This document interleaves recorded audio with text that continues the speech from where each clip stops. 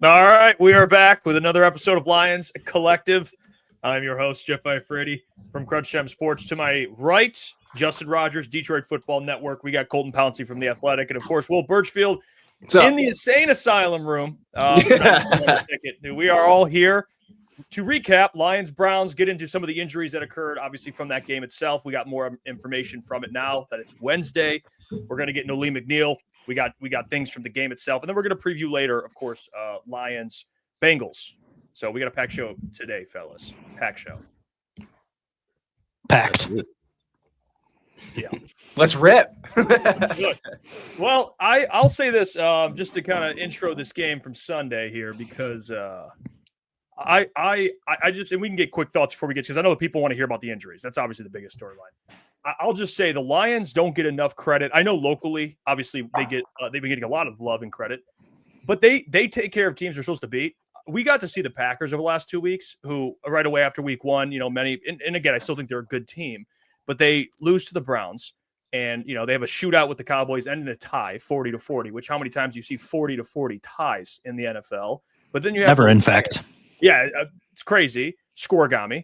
But then you have the Lions who take care of teams they're supposed to beat. So it's like the Browns, they didn't play their best game offensively, but they dominated defensively, and offensively they still scored 27 points with the help of Cleve Raymond, adding another 7 from special teams. So it was a good win, no matter who they faced. Great win. They took care of business.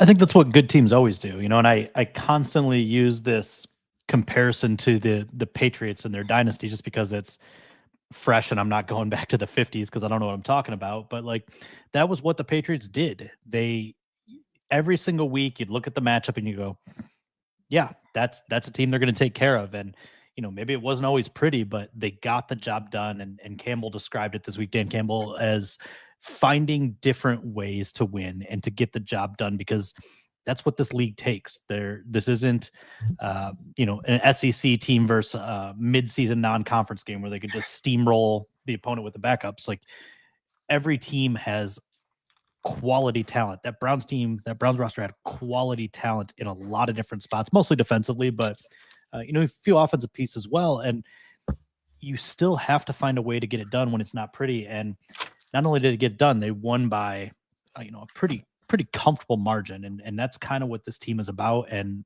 why, I think ultimately they're a good team.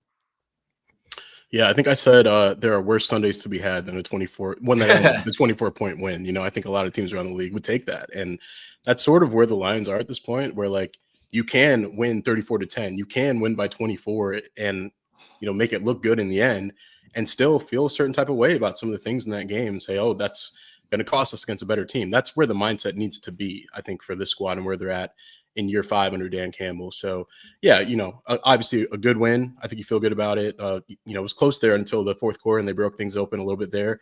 But, yeah, certainly I think they knew it wasn't going to be a clean game, so to speak, not when you're facing a defense like that, which we can get into later. But, if you can walk away with a win like that, again, like Justin said, this is not college football, even though in some ways it kind of felt like a college game for me. I covered my first year covering Michigan State. I think that offense was ranked 126th in college football in scoring, and their defense was top 5. So it kind of felt like that for me, at least.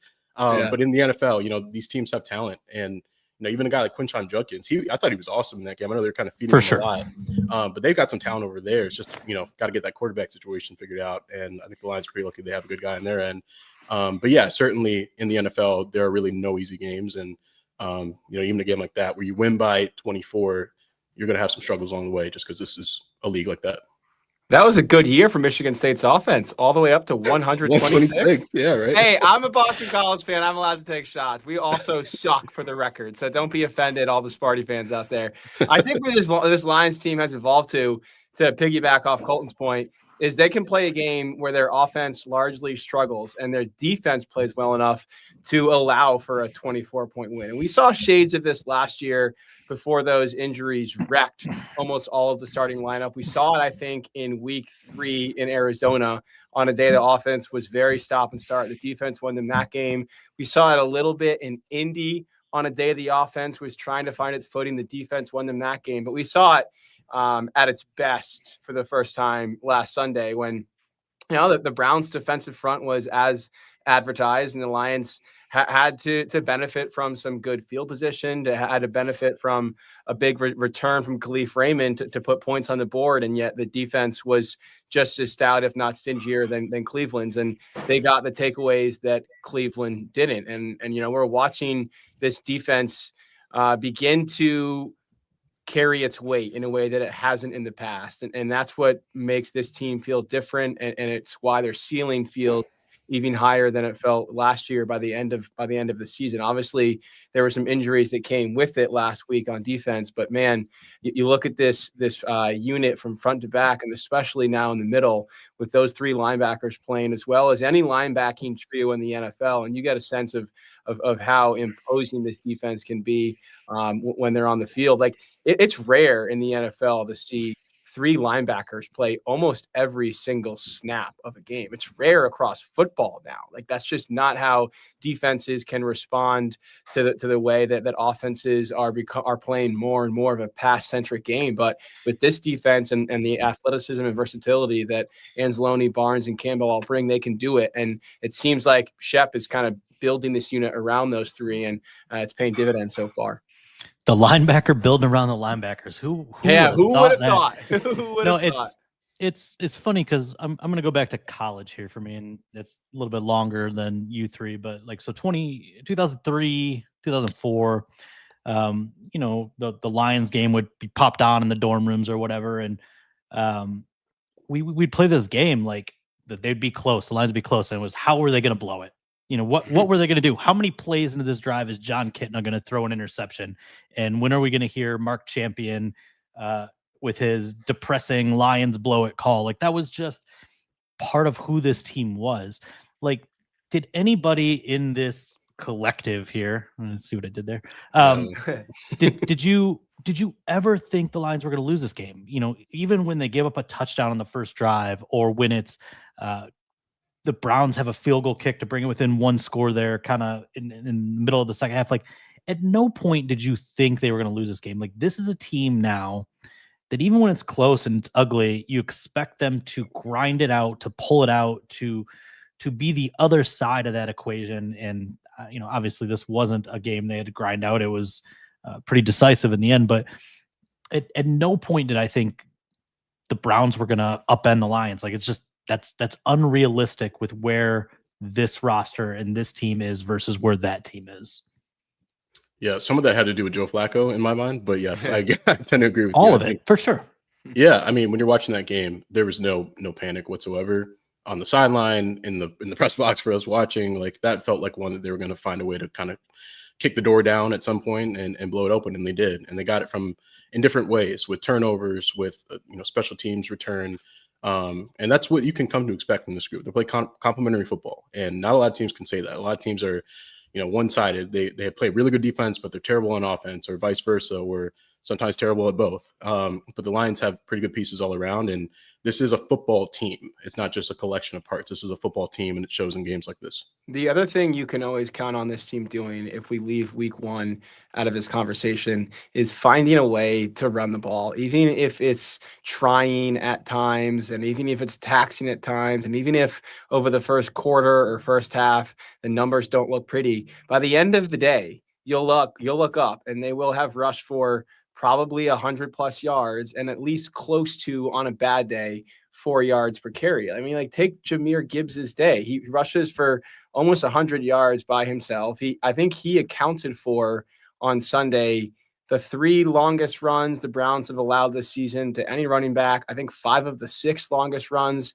they've allowed to any running back. And it was not pleasing to the eye for part of the day. Even you could go so far as to say for most of the day, but they will keep pounding away and finding a way to break through. And he also would have had probably a 35-yard touchdown if not for a tripping call on the Browns safety. But this offense is stubborn in a productive way sometimes, and they will not abandon the run game because they know how essential it is to their entire operation. I'd go as far as to say you would add an 85-yard touchdown if J-Mo holds up on a perimeter block. Like, they're that close where they're, that was a good run performance against a great run defense. It could have been another Baltimore-esque performance with just a couple small things going their way. And I want to add, they had that success, relative success against this Browns front that was giving up, I think, 57.3 yards, rushing yards per game. They had 109, I believe, and that's, a couple plays in there. Kyle Allen takes a couple knees, whatever, to kind of add to it. But I would like to add that the Browns stacked the box. They had eight men or more in the box about 60% of the time against the Lions, and they still had that sort of success. So I think if you put that into context, that's a really good day against a Browns defense that was trying to stop the run, and you still did pretty well against them. So, hats off to the Lions. And for John Morton for, having his guys kind of back up his words. Hey, we got a pretty good front on the field too. Yeah. So, good day all around for them. Yeah, it's credit. Also, I mean, we talk about this offensive line. I know Will brought up last week about if they don't allow a sack this week, Will, what would happen and how historic that would be. They did not allow a sack, although I might add, there's a little bit of context to that. Obviously, Jared Goff says, I think his ability to move within the pocket deserves some praise because it's not like Myles Garrett wasn't back there. They just couldn't get to Jared Goff, but they didn't allow a sack. They were able to run the ball. It seems like this offensive line now, post week 1, after that Green Bay Packers game, and they looked really bad. They've done everything correct since then. They've looked like a unit that seems to have the chemistry, obviously the talent that is gelling together. And you saw Tate Ratledge in the assignment he had a lot of that game going after Mason Graham, who's a rookie, but a very good rookie. Tate Ratledge held his own, dude. It was very, very good. So credit to the offensive line for another really good performance. I mean, you talk about stacking the box. Those guys up front went to work, and it helped out definitely offensively. Although they didn't play their best, they held up. And that's a pretty good defensive front from the Browns. It's really good defensive front. That's probably one of the 3 or 4 best defensive fronts in the NFL. I credit in particular to Taylor Decker, who is clearly not playing at 100% right now, didn't even practice last week, but got himself comfortable enough to play on Sunday. And then, not that this was the game plan, wound up on islands quite often, more than even he or the Lions anticipated against Myles Garrett, and more than held his own. And I know the PFF grades might not be all that favorable to him or to anyone on the offensive line, but I wish PFF grades would come with some context, or could grade players on a curve, because when you allow 4 quarterback pressures and no sacks, and you spent most of your day taking on Myles Garrett, like, dude, that's an A. Like, and I'm not even being facetious here. And I was asking Decker about this today. Like, do you grade yourself differently when you go back and watch the film and you're taking on Myles Garrett one-on-one most of the time versus Joe Schmo, a run-of-the-mill pass rusher in a different game? And in Decker's long-winded way, he said, yeah, like I that is, if you apply what I did on Sunday to almost any other opponent, no, that is not up to my standard. But when you're playing, in his words, an Avenger, yeah, that's going to be good enough to get the job done. And he was honest with, like, we had a game plan for Myles Garrett that involved sending more help my way, Panay's way, and there were cases that he was lined up against him. And as the game evolved, we just kind of strayed from it. And so it was me versus Myles Garrett for most of that day. And Taylor Decker did the job, man. He really did. And I would also like to point out on Jared, yes, he has clearly improved with his maneuverability in the pocket. And I even went up to him today after his scrum, and I just wanted to tell him, like, dude, I'll be honest, Jared, I am someone who has been sarcastic and even flippant at times about your athleticism and your perceived lack of mobility. But I just want to tell you, like, I've been genuinely impressed this season at watching you kind of control and navigate the pocket. And he appreciated it. And it was a way for me to ask him, like, just, have you done anything differently to enhance that area of your game, especially this offseason? And he was adamant, like, no, I haven't. I've just continued to work on it. The one thing that he always points out, and this goes back a couple of years now, but it seems truer now than ever, is that when your offensive line consistently pass protects well, you know exactly when things break down because it's so rare. And then you know how to evade the pressure when you need to. It's like, look, you take an average quarterback in the NFL playing behind an average offensive line, they might drop back 10 times and face pressure 8 times. And so they don't really know when they need to scramble, when they need to chuck it away, when they can take an extra half second or an extra second. Whereas for me, I can drop back 10 times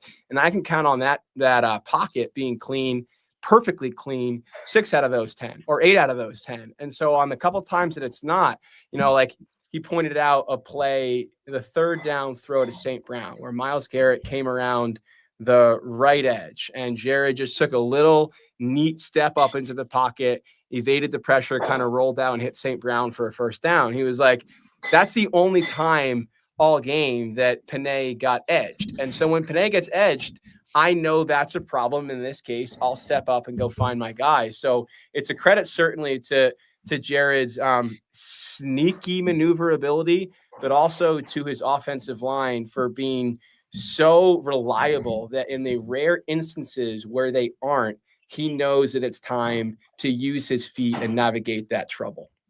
It's a chemistry thing, right? Like we talk about chemistry between the left guard and the left tackle, or the center and the right guard. Like they know each other's strengths. They know where they need to compensate for each other's weaknesses.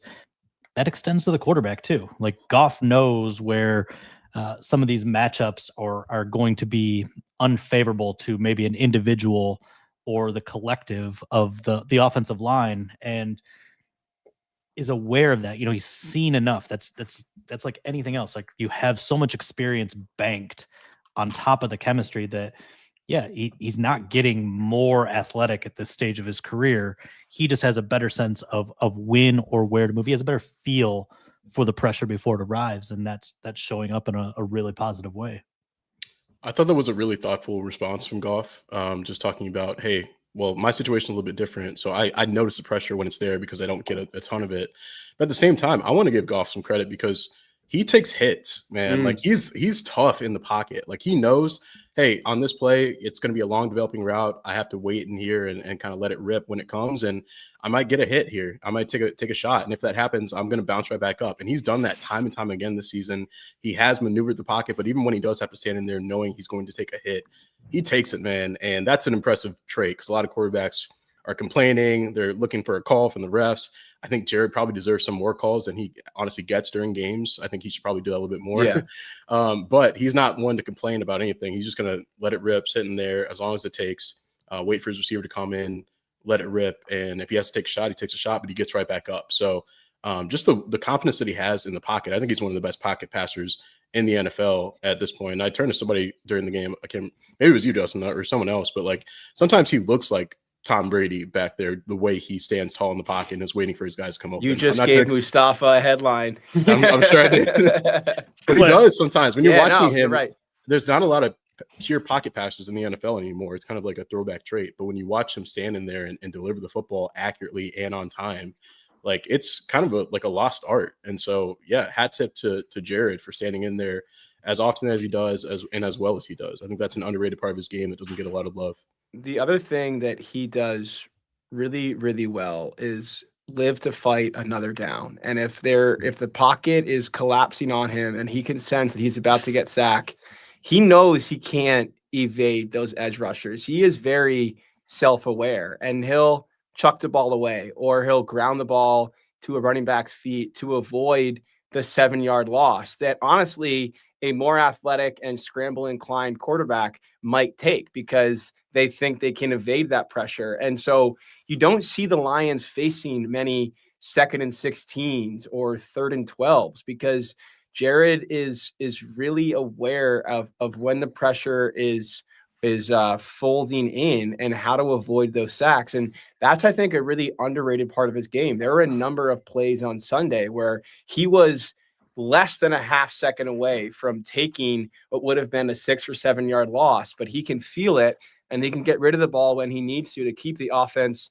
at least on schedule. And he talks about when he says he's referring to the other quarterbacks that don't have the ability to elude edge rushers. And he's like, we know who we are. We know what we have to do. And part of being a quarterback with that physical profile is ditching the ball when you have to. And I think that's another underrated trait of his that has developed more and more over the course of his career. Yeah, I mean, we could stick with the offense because I do want to bring up something that did happen in that game that included Goff, but it was more so just the connection between Goff and Jameson Williams, which, I do want to preface and just state this. The Jameson Williams thing, I don't know if people are making a big deal about it or not.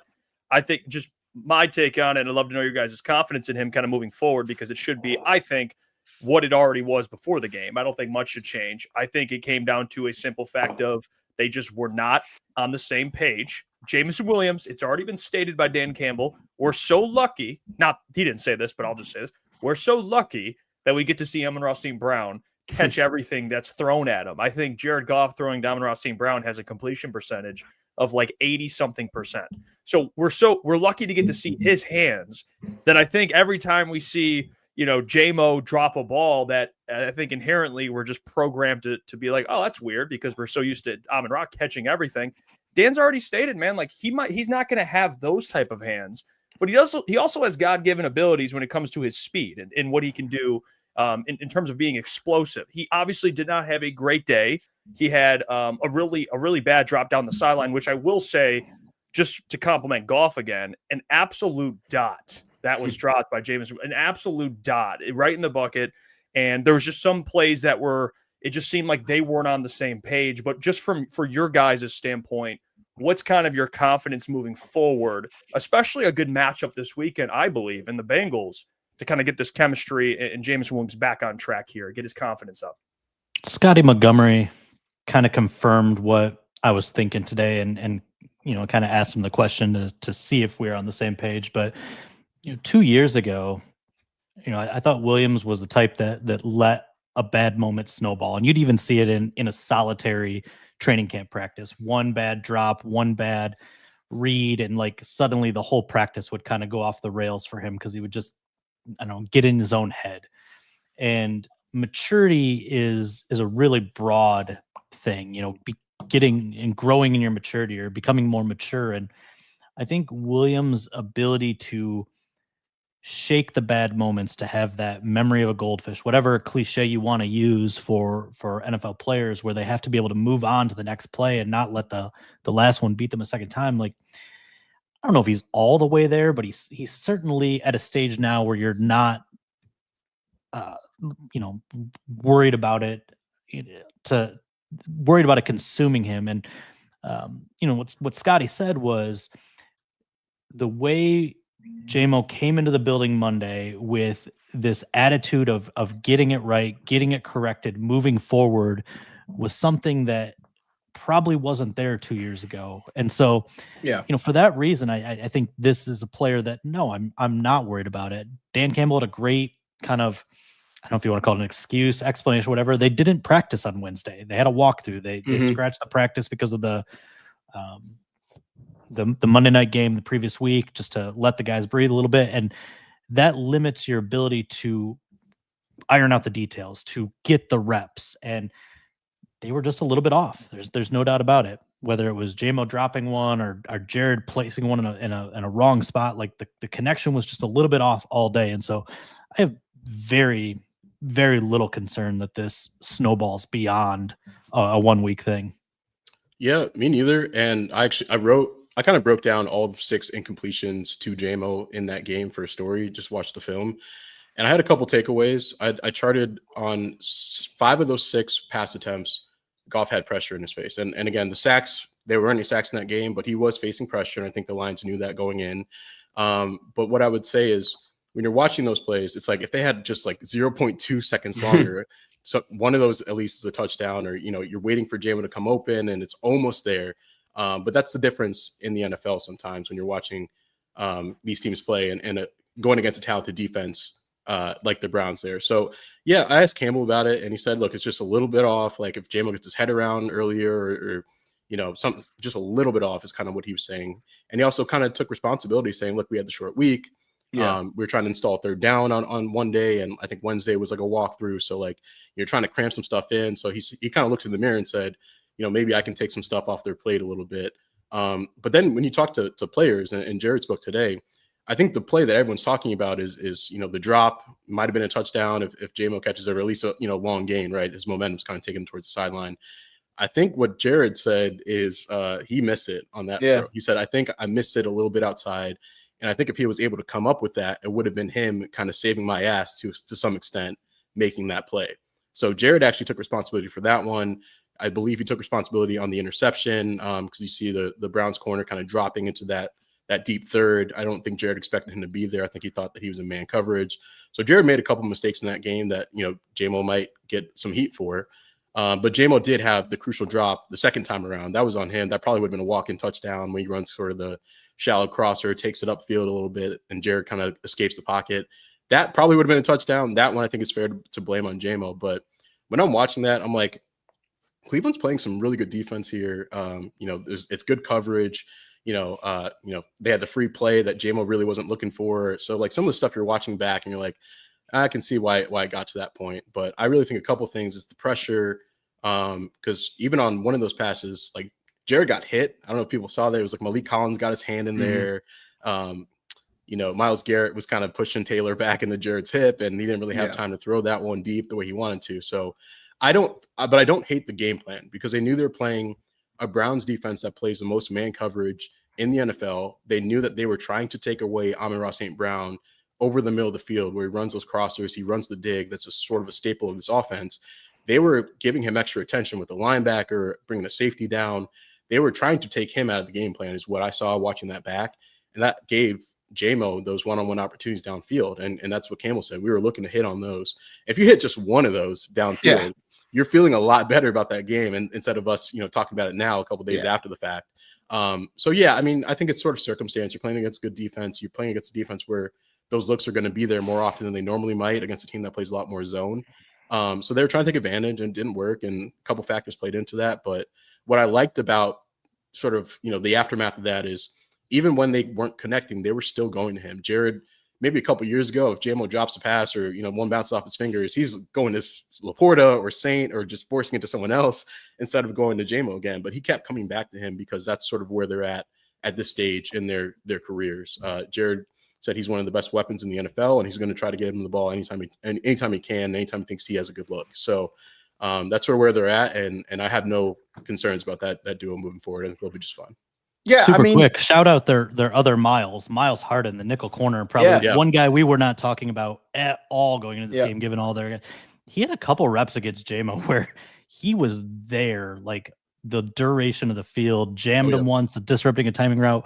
That guy probably had a decent film session on Monday, that's for sure. Yeah, when you run the sort of route tree that JMO runs, which involves a lot of lower probability throws than someone that, say, St. Brown runs, you're just going to run into days like this. And I know Scotty Montgomery didn't want to chalk it up to one of those days. We talked about specifically on the dropped deep ball, maybe we can have higher hands at the point of the catch. So we're catching that ball up near our eyes instead of letting it come down over our shoulder and then kind of escape our vision down by our waist. So he seized on some things that JMO could have done better as a receiver, especially at the point of the catch. But, when you have days where you put up 108 yards on 2 catches, because that's the role you play in this offense, you're also going to have days where a couple of those throws don't hit and you go home with 2 catches on 7 targets and a bunch of us still talking about it on Wednesday. So that's kind of the nature of the role that JMO plays in this offense. And it was good to see them connect on that crosser later in the game on kind of a higher percentage throw. But this is the reality of the role that he plays. And I expect him to bounce back and don't expect there to be any lingering issues between JMO and Jared.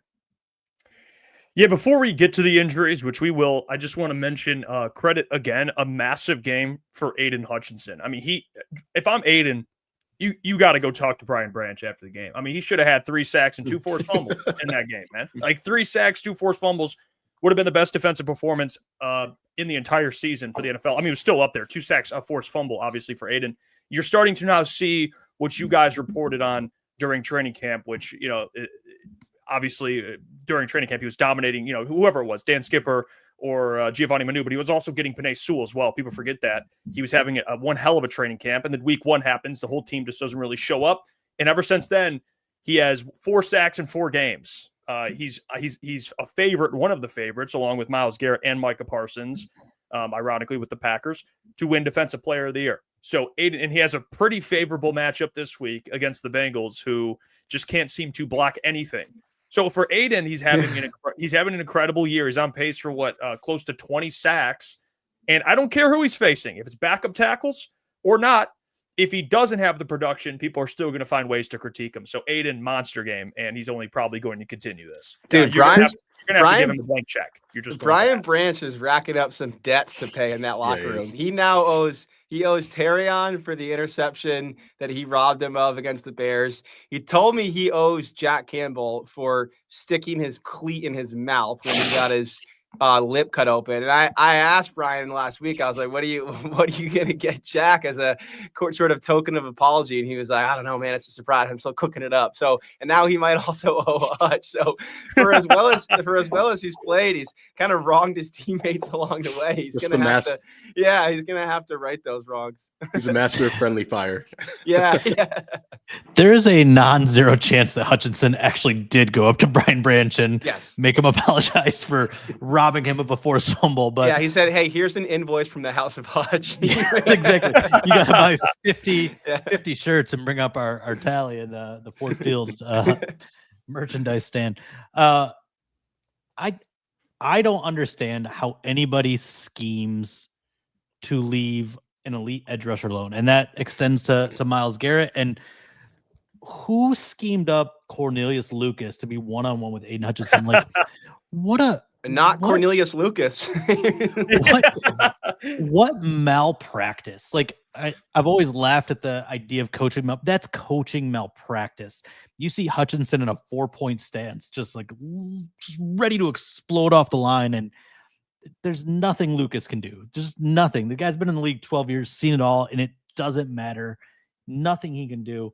And, when it gets to that point where, people are voting for Defensive Player of the Year, they're not going to remember that Aidan Hutchinson did this against Cornelius Lucas. They're going to remember they had 2 sacks and a forced fumble in a victory, right? Like that's how that is interpreted. So, I walked away from that game going, damn, Hutch is really good. He's always really good. And I also walked away going, Myles Garrett's still a little bit better, right? Yeah. Like the way he defends the run and the all-round player he is, Hutch is still a junior Avenger, if you will. But he's working his way up.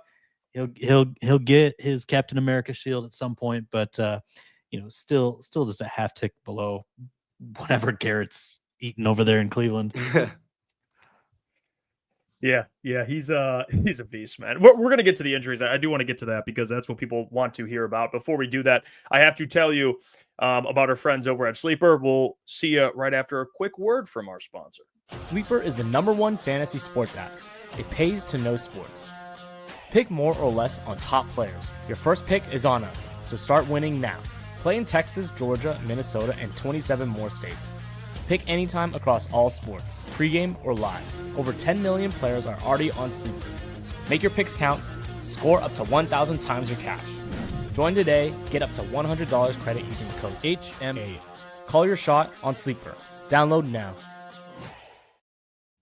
All right, our friends over at Sleeper, a proud sponsor of Lions Collective. It's a fantasy sports and real money gaming app focused on bringing people together. I'm assuming many of you have already used Sleeper. It's one of the fastest organically growing fantasy platforms in the entire world. It's got millions of users. And now they have Sleeper Picks, which if you're allowed to do so in your state, you should be using it.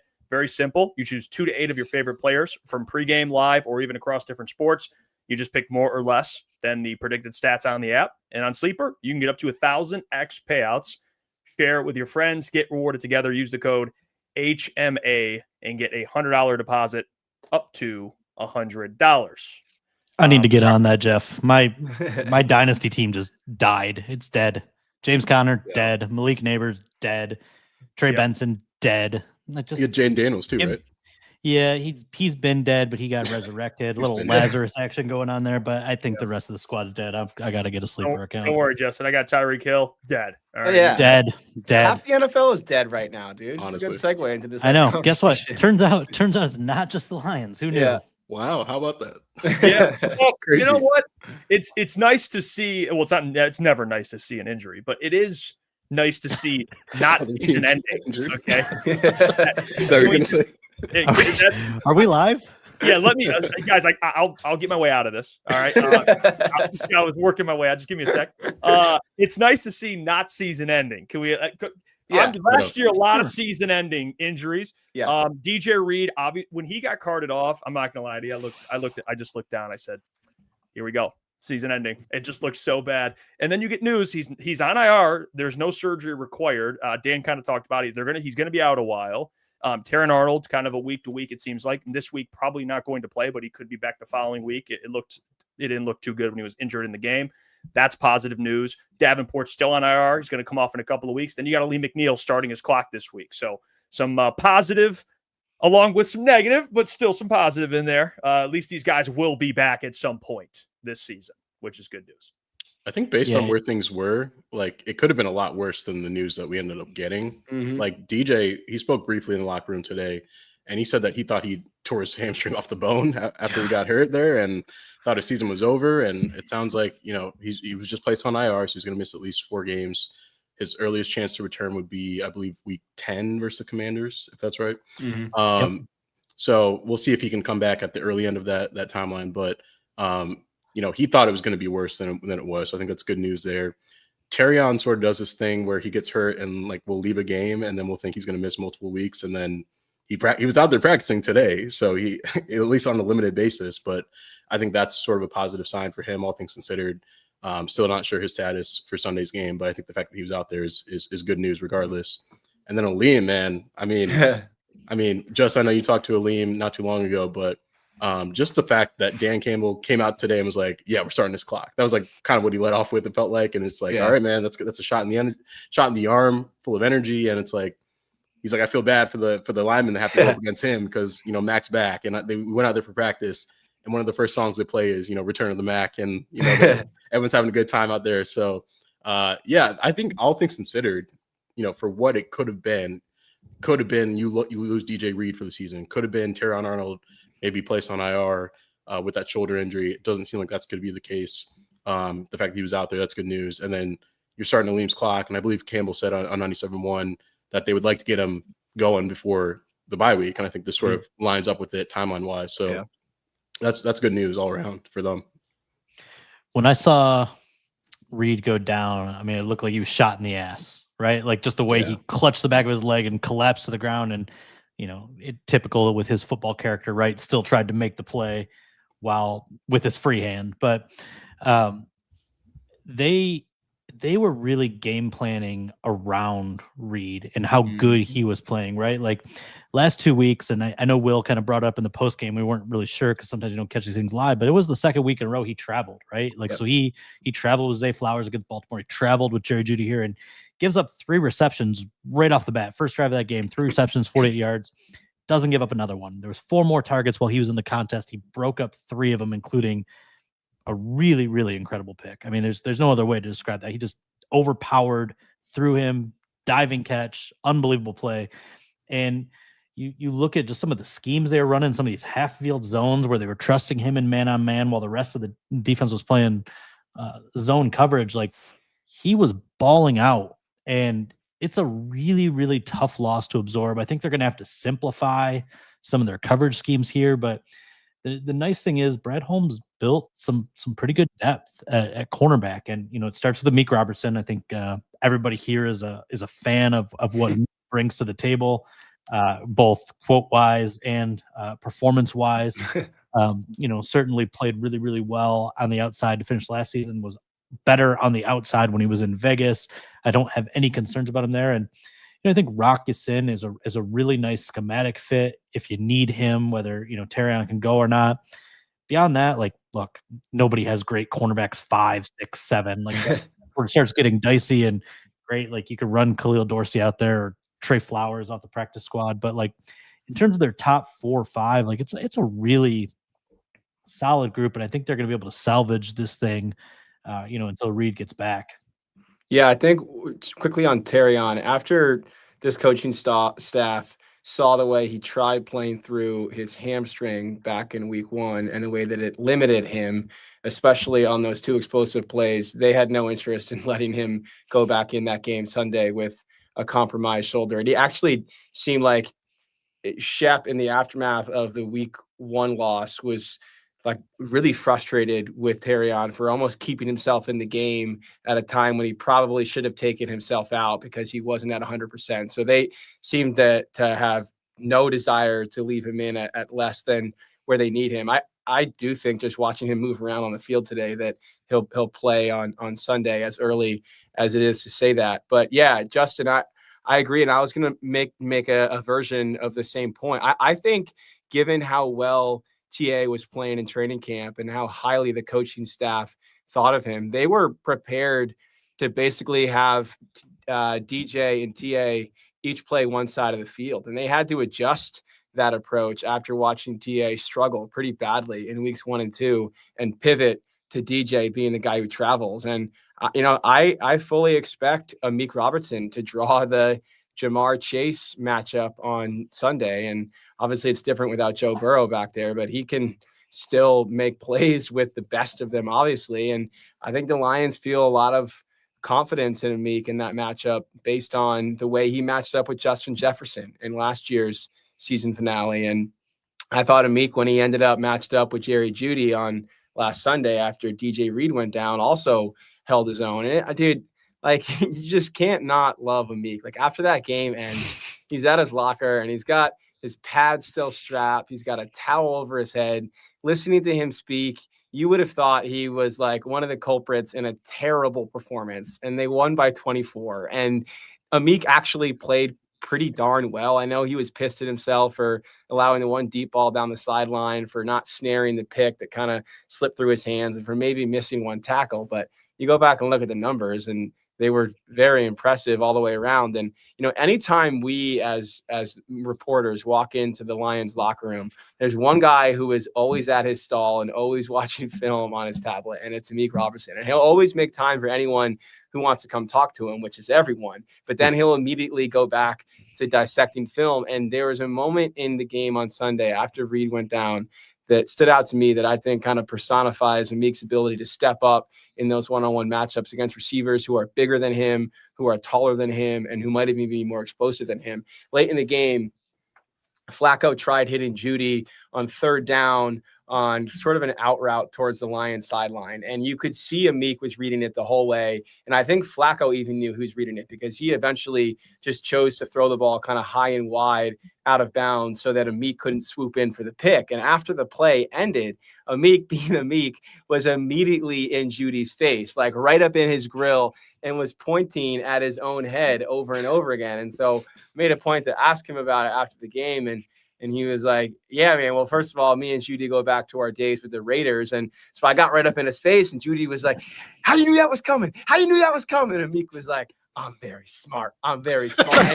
And he really is, man. And he has instincts that I think shine more at corner than at nickel. And they shine more when he can play consistently, which he doesn't have the benefit of doing at nickel in a defense that plays so much base. So I think we will see him take his game to another level with this new opportunity. And look, he's the first one to say it. Like, I ain't ducking nothing. He wants every bit of that Jamar Chase matchup on Sunday. And shoot, when you watch him out jump 6'4" Harold Fannin to knock down that jump ball in the first quarter or first half, you understand why he's able to match up with these bigger receivers, man. He's every bit of tenacious and ferocious that this Lions defense needs. Where's that dude that intercepted 14 balls in 3 years in college, though? That's what I want. Yeah, to know. Like, those lights at Ford Field, they just keep getting him. Like, I don't understand. Like, he was the play. I sought him out at the combine that year because the Lions had talked about needing guys that could turn the ball over. And I'm like, well, here's the guy. Like, this guy did it all through his college career. Where is that dude? Like Yeah. that is the one thing lacking from his game. And it's not even like he's not there. Like how many have slipped through his fingers? Well, it blows my mind given the ability to turn the ball over in college, why it just hasn't been there. Where, now 21 games into his Lions career, 22 if you want to count the quarter he played in the playoffs, and still look at that first one. Will still look at that first one. Drives him crazy too. I know. Man, it's starting to eat him alive. Like the more he talks about it, the more you can tell he's consumed by it. I mean, it's got to happen eventually. Why not against Jake Browning, who kind of the interception purveyor. The one other point I wanted to make, because we mentioned Hutch earlier, is that like this now is when you really need your edge rushers and your pass rush as a whole to thrive. And one thing that like Anzalone was talking about after the game on Sunday is that, like, when Hutch is playing like he was against the Browns and wrecking the game and getting pressure pretty consistently, it makes their job in the back end so much easier. They know they really only have to cover for 2.5 to 3 seconds at the most versus 4 seconds, 5 seconds when that rush isn't getting home. And when you have that comfort in coverage, this goes for linebackers and cornerbacks alike, you can eliminate a lot of routes that you have to defend. And so you can be a little bit more aggressive. You can take a little bit more of maybe a risky approach. You can try and capitalize on a poor throw. And so when Hutch is getting home up front, man, it alleviates so much stress behind him. Look, I know this is the Hutchinson show. I get it up front, but again, another shout out to what Shep's done in with Davenport out. I really kind of like the looks they've done with O'Connor, Tyler Lacey out of nowhere on the edge. I thought he's played really, really well out there with that kind of power pocket crushing style. And then you bring Muhammad in on pass rushing situations. I think 19 of his 25 snaps were pass rush situations on Sunday, and he's doing some inside outside stuff. He's impacting the game, 4 pressures. Like I know we kind of all fretted and there was some hand wringing and some gnashing of teeth, if you will, when Davenport went out, but they've really found a nice mix, and they being Shep on how to cover that up and how to complement Hutchinson, I think, in the best possible way. Shep has a really good feel for his personnel, and you can't often say that about a first-year DC, but I think it's because he's been here such a long time. He's seen all these guys grow up. Yeah. He's been around the block with this roster. So I do like the fact that he looks at it from a linebacker's perspective, but also he's just putting every defensive lineman in a position to succeed. I asked Campbell today, just like, what does having like the man cover corners do to your defense? And it says it's like sort of a trickle down effect where, a quarterback has to make a perfect throw. And a lot of times, when he's waiting for something to come open, that allows for a sack. So you really do see the rush and coverage work together. But I think a lot of that is, hey, when you got a guy like Hutch that's doing damage, it allows other guys to do their job, like Muhammad. So I really like the way that he's deploying his defensive personnel so far. And honestly, I'm looking at the Bengals right now, and that offensive line is hot trash. Hot trash. They allow the 5th highest pressure rate in the NFL at 42.6. I don't know if you watched that Broncos-Bengals game Monday night, which did not need to be a Monday Night Football game, by the way. It did not need to be watched. No. Why are you subjecting a national audience to that? I know Burrow was supposed to play. Should have been good. Yeah, I know, but still, we need to get the flex in early in the season. Let's make that happen in the next deal or something like that. But there was a play in that game where I think the Broncos only rushed 3, and you had 4 guys blocking 1 person. So you had the 2 tackles having one-on-ones, and both of them lost within like half a second. Badly, yeah. Oh my goodness. There's a screenshot on Twitter. Please look that up if you're listening to this. But I worry about the Bengals offensive line, and I worry for Jake Browning in particular against this Lions front. So that could be ugly. I'm super thankful that this is the week the Penei Sewell, Jamar Chase meme has resurfaced. I don't know if anybody's seen that one where they show Penei Sewell blocking and throwing to any receiver. They're all stick figures, but Burrow throwing to any receiver, I think, is the label. And then there's any offensive tackle and Burrow getting destroyed as the ball goes half the distance to the Chase stick figures. It's great, but that's the case. And it's wild to me because they invested in that offensive line. They went out and they signed Orlando Brown and gave him a big deal. They signed a adequate starting guard in Ted Karras, and they used a first round and a third round pick on two really good Georgia offensive linemen, at least coming out in Mims and Fairfield. Sorry, Dylan. But like either way, like they've invested. It's not like they're not trying, but it's just I described it as like the Bengals feel like they went to the grocery store and bought a bunch of shit with no plan to make dinner. Like there's no plan. They just have a bunch of ingredients, and it's like going to the grocery store hungry. It's like going to the grocery store hungry. Yeah, that's what that is. Got chocolate chips and some ramen noodles, right? And this turkey gravy. I don't know. What are we making? Yeah. Yeah. Campbell usually doesn't have much trouble listing all of the great players on opposing teams. I felt like he was kind of scrapping today to come up with a few names as he was running down all of the threats the Bengals have. And first of all, in typical Campbell fashion, mentions the defensive tackle or nose tackle every time without fail. He really is consumed with how much a defensive tackle can wreck a game plan. But once he got past Hendrickson and started listing off some of these other guys by number as much as name, it just didn't sound all that convincing. But he's still going to get these guys fired up and ready to play, because it never is about the opponent. It's about doing right by their own standards and their own expectations, and they just refuse to let those slip. I thought Scotty Montgomery said it well today. This was part of a larger JMO conversation, but he was like, he understands now that we are not allowed to walk past the standard, because once the standard slips, that's the new standard. And they keep it exactly where it needs to be every single week, no matter who they're playing. And we saw that all last year. We've already seen it this year. They scoff at the idea of a trap game. Like why would we even entertain that notion? We have 17 chances over the course of a season to play as well as we possibly can on Sunday. Why would we expect ourselves to do anything less than that? So yeah, I mean, I expect to see the same team Sunday that we've come to know now under Dan Campbell. And I was trying today to figure out ways that the Bengals can kind of make this a game just for the sake of conversation on this podcast. And I guess it involves like Jamar Chase and T. Higgins both going off, but that would have to involve Jake Browning having a huge day behind that offensive line against this front seven. And you're like, well, okay, that's not going to happen. And then you're like, okay, well, maybe Trey Hendrickson by himself can just wreck this game. But we just saw Taylor Decker hold his own against Myles Garrett last week. And we should note that Hendrickson, much like Garrett, rushes predominantly off of the right edge of the offensive line or the defensive line. So this again will be mostly Taylor Decker's matchup on Sunday. And you just feel good about that. I don't really know if I was a Bengals fan or even like a Bengals player or coach, how I would chart the path toward beating the Lions on Sunday.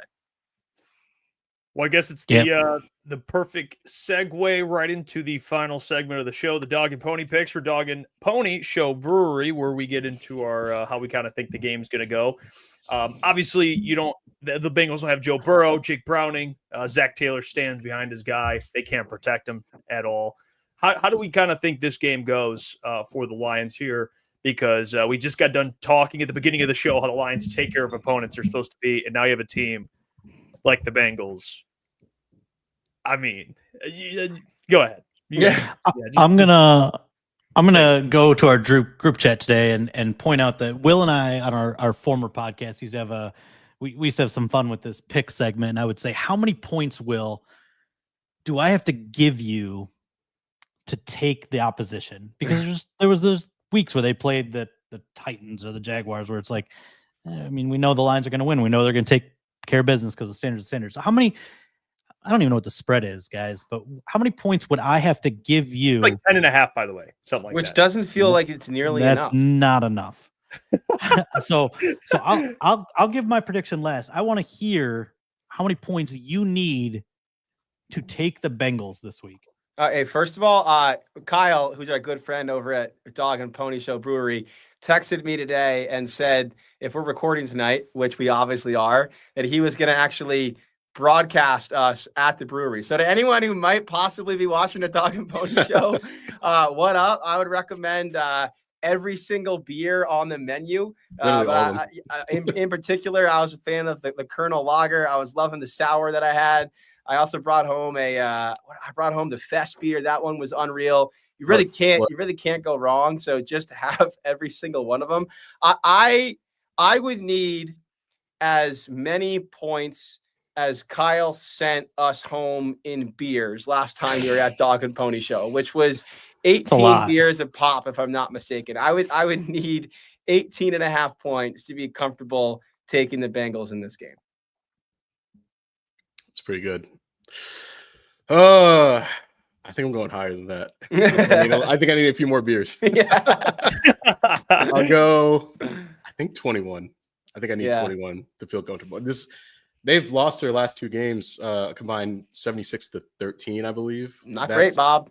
Man, I mean, yeah, I'm going at least 21, and even that feels a little conservative, if I'm being honest. Yeah. Yeah, they got to figure the Bengals are scoring a touchdown on the opening drive. That's right. Obviously, so and that's 7-0 spot. Yeah, that's how the script goes. You know what? I'll go Kobe. Give me 23.5. All right, the Lions are going to win this game by 24 points. I mean, I just don't see Jake Browning with this O-line doing anything. I honestly, I just don't see it. The Lions have proven they're going to take care of business, even if they're on the road for whatever reason. Sometimes they're better on the road. It just kind of happens that way. So in Cincy, they're going to take care of business. I think score prediction wise, I mean, I already said 24 points, so I guess I have to kind of with math there. Get it. You know what? Just give me 37-10. I'll just do that. Why not? All right. They're scoring 30 plus points, and I don't see the Bengals getting anything past 14. So Jeff didn't graduate 2nd grade math, but I'm pretty sure 37 minus 10 is not 24. Well, it had to be more at least 24. No, I got you. Hey. 2nd grade math. We're good. Right. I didn't make it past first, so I'm with you, bro. Hey, Boston College. All right, chill on me there. Give me 20.5 points and 34-13. 34-13, you said? Yeah. Okay. You want to copy it? Just copy paste? No. I'm gonna take Lions 31, Browns. Oh, wrong team.